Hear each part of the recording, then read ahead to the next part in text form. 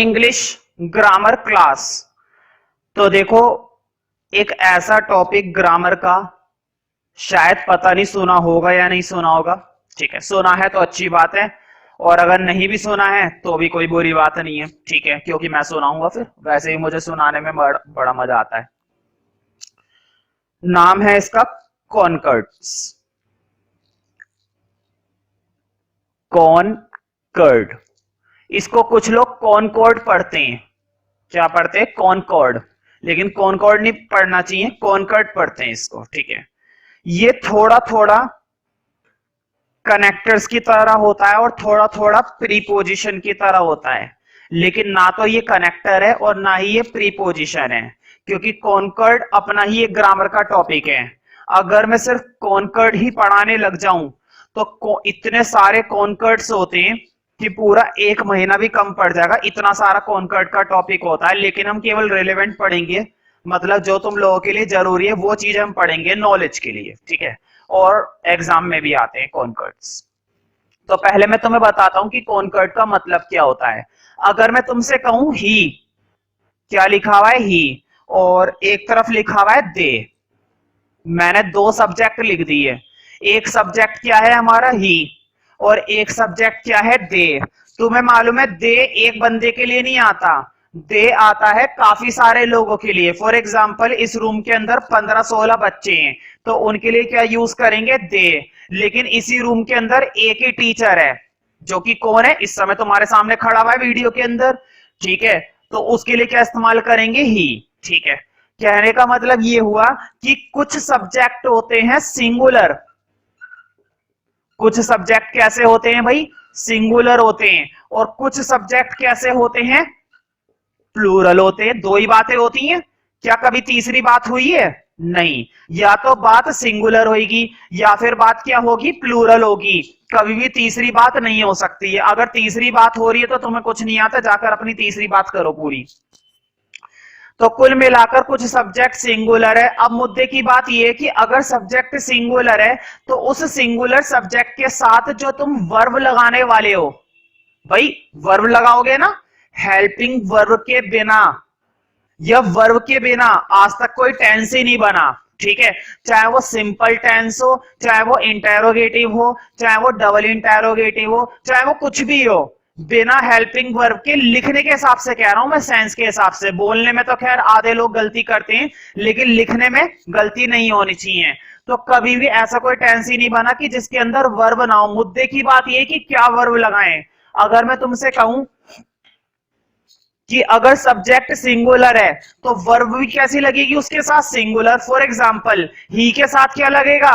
Is लगेगा। ही के साथ क्या लगेगा? वॉज लगेगा, है ना। और दे के साथ क्या लगेगा? आर लगेगा। दे के साथ क्या लगेगा? वर लगेगा। तो मुद्दे की बात ये हुई कि जब सब्जेक्ट सिंगुलर होता है तो उसके साथ लगने वाली वर्ब भी क्या होती है? सिंगुलर। और जब सब्जेक्ट प्लूरल होता है तो उसके साथ लगने वाली वर्ब भी क्या होती है? प्लूरल होती है। इसी चीज को कॉनकर्ड कहा जाता है। तो कॉनकर्ड की एक छोटी सी डेफिनेशन लिखाऊंगा बस। तुम सोच रहे होंगे मैं थ्योरी पढ़ाने लग गया। डेफिनेशन भी टेक्निकल लिखवा रहा हूं मैं। बोर्ड पे देखो, कॉनकर्ड और कुछ नहीं है, बेसिकली ये हमें क्या बताता है? सब्जेक्ट ये हमें सब्जेक्ट और वर्ब के बीच का क्या बताता है? रिलेशन बताता है। सब्जेक्ट और वर्ब के बीच का क्या रिलेशन है? सब्जेक्ट और वर्ब के बीच का सिंगुलर रिलेशन है, या फिर सब्जेक्ट और वर्ब के बीच का प्लूरल रिलेशन है। दो बातें हमें बताता है, या तो ये हमें बताएगा सिंगुलर रिलेशन, या फिर हमें ये बताएगा प्लूरल रिलेशन। ठीक है, जितनी भी बातें मैंने इस समय बोर्ड पर लिख रखी है, इन बातों को नोट कर लो, और जैसे लिख रखी है बिल्कुल उसी तरीके से नोट करनी है। तेजी से नोट करो। तो अब मैं तुमसे पूछ सकता हूं कि what do you mean by conquered? तो तुम्हें बताना है कॉनकर्ड कहने का मतलब सब्जेक्ट और वर्ब के बीच का रिलेशन। सब्जेक्ट और वर्ब के बीच का रिलेशन क्या दिखाता है? कॉनकर्ड दिखाता है। सब्जेक्ट और वर्ब के बीच के रिलेशन को किससे एक्सप्रेस किया जाता है? कॉनकर्ड से। तो कई सारे होते हैं, मैंने पहले बताया, बहुत ही ज्यादा इलेबोरेटेड टॉपिक है ये, और बहुत ही ज्यादा डिस्क्रिप्टिव टॉपिक है। अगर मैं प्रॉपर तरीके से कॉन्कर्ड पढ़ाऊं तो 50-55 साइडों का कॉन्कर्ड खत्म होता है कम से कम, ठीक है। लेकिन इतना नहीं पढ़ना, इंग्लिश में और भी बहुत सारी चीजें जो हमें पढ़नी है, सीखनी है। ये नहीं कि पूरी दुनिया में बस कॉन्कर्ड ही सीखने के लिए आए हम। तो फटाफट से इस चीजों को नोट करें जो बोर्ड पे लिखी हुई है, ठीक है, बिल्कुल इसी तरीके से जैसे मैंने लिख रखी है।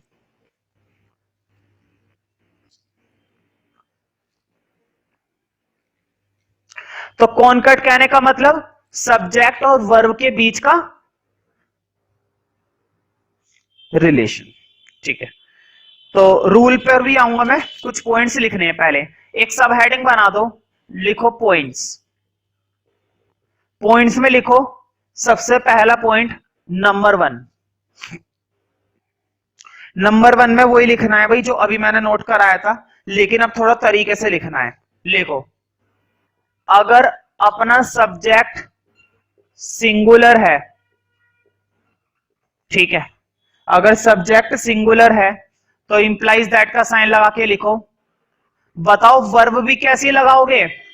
सिंगुलर है कि नहीं भाई? अगर तुम्हारा सब्जेक्ट सिंगुलर होगा तो वर्ब भी कैसी लगेगी? सिंगुलर। ये एक बेसिक फॉर्म है। और इसी तरह से इसी में लिखो, अगर तुम्हारा सब्जेक्ट प्लूरल है, अगर तुम्हारा सब्जेक्ट कैसा है? प्लूरल है, तो जल्दी से बताओ तुम वर्ब भी कैसे लगाने वाले हो? वर्ब भी कैसी लगेगी? प्लूरल, जर्नली, ठीक है। वर्ब भी कैसी लगेगी भाई? प्लूरल ही लगेगी, ठीक है। अब मैं कुछ एग्जांपल दूंगा। तुम्हें मालूम है इंग्लिश की दुनिया में सारा खेल किससे होता है? एग्जाम्पल से। बिना एग्जाम्पल के बिल्कुल भी गुजारा नहीं है, ठीक है। एग्जाम्पल हर एक बच्चे के लिए उतनी ही ज्यादा जरूरी है जितना कि हमारे शरीर के लिए पानी है, कि नहीं? कितना बढ़िया एग्जाम्पल दिया मैंने, ठीक है। अब लिखो फॉर एग्जाम्पल, लिखो स्मॉल ए, फर्स्ट एग्जाम्पल।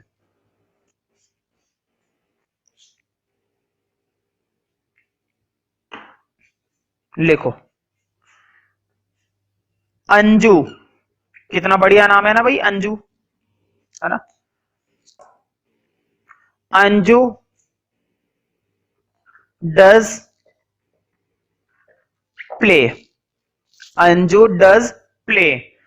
तुम्हें मैंने एक बात बता रखी है, नाम चाहे प्रधानमंत्री का क्यों ना हो, नाम चाहे हमारे देश के प्राइम मिनिस्टर का ही क्यों ना हो, कोई सा भी नाम हो, नाम हमेशा क्या होता है? सिंगुलर होता है। मतलब कि ये जो मैंने अंजू नाम लिख रखा है, ये अंजू नाम क्या है? सिंगुलर है। अब मुझे बताओ, अगर ये नाम सिंगुलर है तो इसके साथ जो वर्ब लगी है वो भी क्या है? वो भी सिंगुलर है। तुम्हें मालूम है ना, डज भी क्या होता है? सिंगुलर ही होता है। बिल्कुल जैसे मैंने एरो बनाकर लिखा है ना, जिस फॉर्म में एग्जांपल नोट करा है उसी फॉर्म में एग्जांपल नोट कर लो। समझ में आ गया ना? मतलब अंजू हमने नाम इस्तेमाल करा, यहां पर सब्जेक्ट क्या था? अंजू था। अब अगर सब्जेक्ट सिंगुलर है तो तुम्हें एक बात मालूम है, अगर सब्जेक्ट सिंगुलर है, अगर अपना क्या है? सब्जेक्ट सिंगुलर है, तो उसके साथ जो हमने वर्ब लगा रखी है वो वर्ब भी कैसे लगाई है? सिंगुलर। यानी कि ये जो डज हमने यूज कर रखा है, ये डज भी क्या है? सिंगुलर है। एक और एग्जांपल देखते हैं।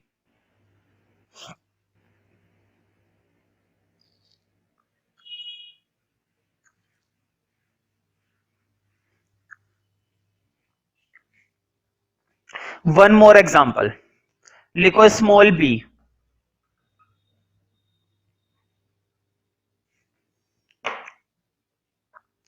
लिखो दे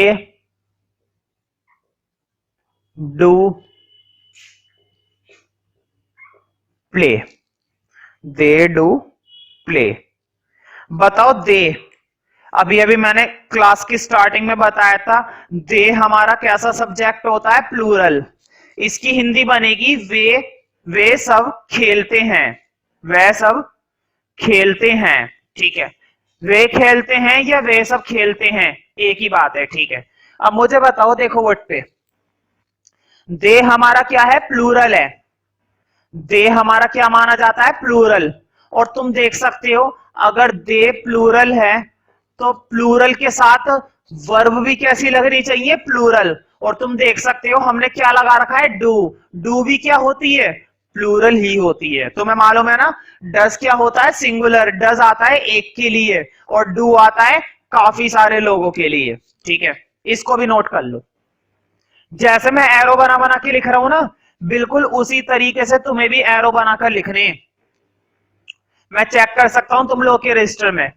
जरा सी भी लापरवाही काफी खतरनाक साबित हो सकती है। ठीक है, तो थोड़ा सा ध्यान से, लापरवाही ना हो बस, है ना। मेरा काम डराना नहीं है, मेरा काम बस ये कि बढ़िया काम करवाना, लापरवाही ना हो। एक और देखते हैं भाई, लिखो अ बॉय इज सिंगिंग। एक लड़का गाना गा रहा है। बताओ, कुछ नहीं तो गाना गा रहा है, कोई ढंग का काम कर लेता तो आज मेरी तरह टीचर बन जाता। ठीक है, गाना गा रहा है, चलो भाई, अपनी अपनी खालीपन के समय को पूरा करने वाली बातें। ठीक है, उसकी मर्जी, गाना गाए चाहे बाजा बजाए। ठीक है, खैर अब मुझे बताओ, एक लड़का सिंगुलर है या प्लूरल है? भाई साफ पता चल रहा है कितने लड़के हैं, एक ही लड़का है। इस क्वेश्चन के इस टेंस के अंदर तो क्लियर उन्होंने खुद ही बता दिया, लड़के कितने हैं, सिर्फ एक ही है। और अगर लड़का एक है तो वो क्या माना जाएगा, सिंगुलर। मतलब कि अ बॉय हमारा क्या है, सिंगुलर है। अब मुझे बताओ, अगर सब्जेक्ट सिंगुलर है तो उसके साथ लगने वाली वर्ब भी क्या होगी, सिंगुलर होगी। तो लगने वाली वर्ब भी सिंगुलर है, यानी कि इज, तुम देख सकते हो इज भी हमारा क्या होता है, सिंगुलर ही होता है। समझ रहे हो ना, सब्जेक्ट सिंगुलर तो वर्ब भी सिंगुलर। तुम सोच रहे होंगे मैं ये क्या करा रहा हूं, बहुत ही सिंपल सिंपल बातें, बहुत ही मजाक वाली बातें। ये बातें तो हमें आती थी, ये बातें तो हमें पहले से ही मालूम है। अभी ठहर जाओ, अभी तो हमने इस टॉपिक की स्टार्टिंग करी है, बल्कि अभी तो मैंने स्टार्टिंग भी नहीं करी है। अभी तो मैं कुछ एग्जाम्पल तुम्हें रिकॉल करवा रहा हूं बस, और कुछ भी नहीं है। अभी असली मुद्दे की चीज तो आएंगी। कॉन्कर्ड इतना हैवी टॉपिक होता चला जाता है, कॉन्कर्ड की यही खासियत है, स्टार्टिंग बिल्कुल बच्चों वाली चीज से होती है। कॉन्कर्ड की तुम देख सकते हो बिल्कुल बच्चों वाली चीजें हैं। तुम्हें ऐसा लग रहा होगा कि ये सब चीजें मालूम है, और मुझे भी मालूम है कि ये सब चीजें मैंने बता रखी हैं इसलिए। ठीक है, लेकिन कॉन्कर्ड की यही दिक्कत है, ये बिल्कुल छोटे से करते करते बहुत हैवी टॉपिक पर पहुंच जाएगा, वहां पर तुम्हें कंफ्यूजन हो जाएगी। उस लेवल पर जाकर तुम्हें कंफ्यूजन हो जाएगी कि अब क्या लगाएं, सिंगुलर लगाएं, लग तो प्लूरल रहा है हमें, और लगा दिया सिंगुलर, लग तो सिंगुलर रहा है हमें, लगा दिया प्लूरल, तब दिक्कत होगी। तो यहीं से समझोगे तो दिक्कत नहीं होगी। पहले बेसिक देखते हैं, वन मोर और लास्ट एग्जांपल देखते हैं। डी लिखो, the boys, the boys are, लड़के क्या कर रहे हैं भाई, द बॉयज आर डांसिंग। बहुत ही बढ़िया, कोई नाच रहा है, कोई गा रहा है, पढ़ाई कोई नहीं कर रहा, लेकिन है कि पढ़ाई कोई नहीं कर रहा। चलो खैर, अपनी मर्जी वाली बातें। वैसे भी ज्यादातर पढ़ाई में सिर्फ लड़कियां ही काम करती हैं, लड़के तो नाम बदनाम करते हैं बस, और कुछ नहीं है, मुझ जैसे लड़के को छोड़कर, है ना। कुछ चुनिंदा लड़के होते हैं जो मेरी तरह बनते हैं, और बस। हाँ, द बॉयज आर डांसिंग। बताओ, एक लड़का है या बहुत सारे लड़के हैं? भाई बहुत सारे लड़के हैं, वैसे भी उन्हें हुड़दंगबाजी करने में मजा बड़ा आता है। ठीक है, तो ये हमारा क्या माना जाएगा, प्लूरल, लड़के हैं काफी सारे।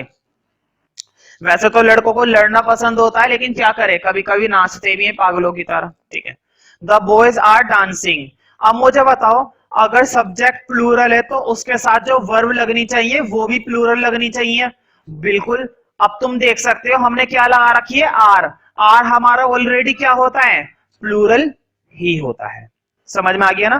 तो ये कुछ एग्जाम्पल थे जिस पर क्या रूल अप्लाई होता है, जिस पर रूल अप्लाई होता है कि सब्जेक्ट सिंगुलर है तो वर्ब भी सिंगुलर लगेगी, सब्जेक्ट प्लूरल है तो वर्ब भी क्या लगेगी, प्लूरल।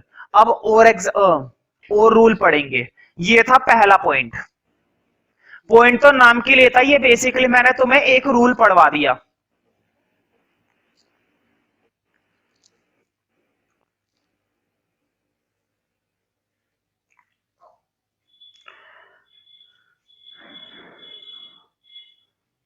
लिखो नंबर 2 पॉइंट, ये पहला पॉइंट था, पहले पॉइंट के बाद अब लिखो नंबर 2 पॉइंट, लिखो एंड, इन्वर्टेड कॉमा में लिखना एंड, लिखो एंड से जोड़ने पर, एंड से जोड़ने पर वर्ब प्लूरल। इसका मतलब समझे? देखो बिल्कुल नॉर्मल हिंदी लैंग्वेज में लिखवाया है मैंने रूल, और मैं उम्मीद करता हूं तुम्हें ये रूल समझ में आ रहा होगा बिना समझाए। बहुत ही सिंपल सी बात है, मैं फिर भी एक बार रिपीट कर देता हूं। देखो, जब भी तुम दो सब्जेक्ट को एंड से जोड़ोगे, अभी मैं बताऊंगा एग्जांपल देके, टेंशन मत लो, अभी तो जो लिखा है केवल उसको समझो। जब भी तुम किसी भी टेंस के अंदर दो सब्जेक्टों को किससे जोड़ने की कोशिश कर रहे हो? एंड से। कोशिश नहीं कर रहे हो, कोशिश नहीं कर रहे हो, जोड़ रहे हो। एंड से जोड़ोगे तो जोड़ने पर उनके साथ वर्ब जो आएगी वो वर्ब कैसी आएगी? प्लूरल आएगी। एक एग्जांपल देखते हैं भाई, बहुत ही बढ़िया एग्जांपल है मेरे पास। दो सब्जेक्ट, कोई से भी दो सब्जेक्ट, चाहे वो किसी का नाम हो, चाहे वो प्रॉपर नाउन हो, कुछ भी हो, ठीक है। देखो एक एग्जांपल देखो भाई, सारी चीजें एग्जांपल से क्लियर आएगी। मोहन एंड, चलो मैं लिख ही देता हूं and, Mohan and Sohan, Mohan and Sohan are brothers. बहुत ही बढ़िया। बताओ, यहां पर मैंने दो सब्जेक्टों को जोड़ रखा है, बोर्ड पे देखो। मोहन, किसके बारे में बातें हो रही हैं? बातें हो रही है मोहन और सोहन के बारे में। अब मुझे बताओ, अगर इन दो के बारे में बातें हो रही हैं तो कितने सब्जेक्ट हो गए? एक सब्जेक्ट या दो सब्जेक्ट? हमारे पास इस समय कितने सब्जेक्ट हैं? दो सब्जेक्ट। और मैंने दो सब्जेक्टों को किससे जोड़ रखा है? एंड से। मैंने बताया था जब भी तुम दो सब्जेक्टों को एंड से जोड़ोगे तो उनके साथ जो वर्ब लगेगी वो वर्ब कैसे लगेगी? प्लूरल। तुम देख सकते हो यहां पर जो आर लगाई गई है तो वो आर कैसी लगाई गई है? प्लूरल। आर पर ऐसे बॉक्स बना लेना और मोहन सोहन के नीचे अंडरलाइन कर लेना जैसे मैंने करवाया है। मोहन और सोहन के नीचे अंडरलाइन कर लो, क्योंकि दो सब्जेक्ट हैं और उन दो सब्जेक्टों को किससे जोड़ा गया है? एंड से। और मैंने बताया था जब भी दो सब्जेक्टों को एंड से जोड़ा जाएगा तो उसके साथ लगने वाली वर्ब क्या होगी? प्लूरल। तो उसके साथ लगने वाली वर्ब प्लूरल है। अब लिखो बी पॉइंट,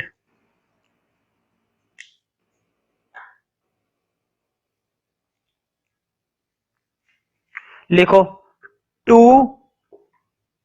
एंड टू,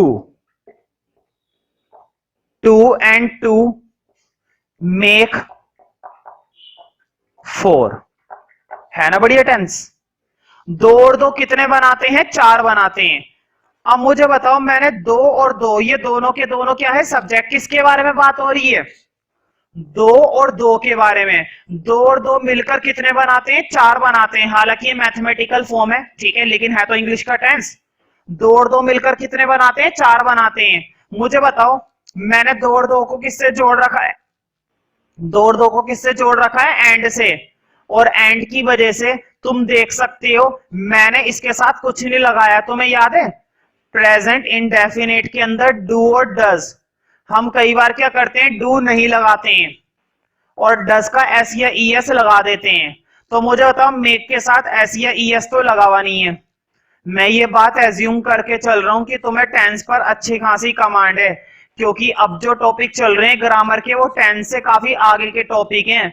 जैसे कि हम पैसिव करके बैठे हुए हैं, हमने टिपिकल पढ़ रखा है, हमने मॉडल पढ़ रखा है, हमने टेंसेस पढ़ रखे हैं, हमने एडजेक्टिव बहुत सारे टॉपिक पढ़ रखे हैं, ठीक है।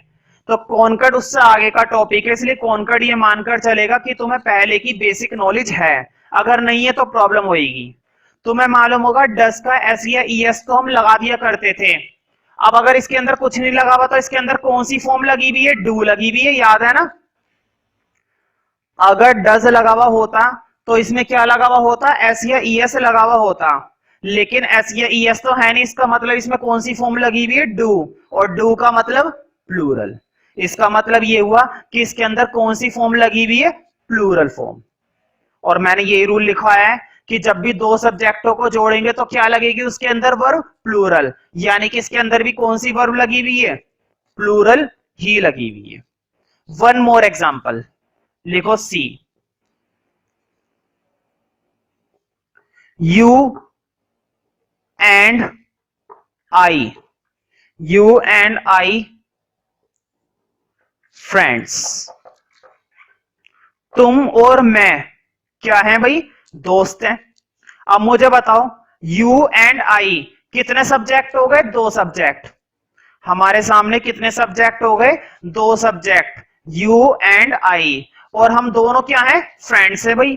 तो बताओ क्या लगाओगे, इज लगाओगे, एम लगाओगे या आर लगाओगे, यू एंड आई के साथ क्या लगेगा, आर लगेगा। समझ में आ रहा है ना। तो देखो कॉनकर्ड बहुत ही हेल्पफुल होते हैं और सबसे ज्यादा इस्तेमाल किए जाते हैं जब हम हिंदी से इंग्लिश बनाते हैं, बच्चों को बेसिक नॉलेज ही नहीं होती, ठीक है। कुछ बच्चे गलत कर देते हैं जिन्हें आता नहीं है, अब क्या करें, मजबूरी है भाई उनकी, इसमें उनकी कोई गलती नहीं है, उन्होंने सीखा ही नहीं और किसी ने सिखाया नहीं, तो तुम्हें सीखने का मौका मिल रहा है।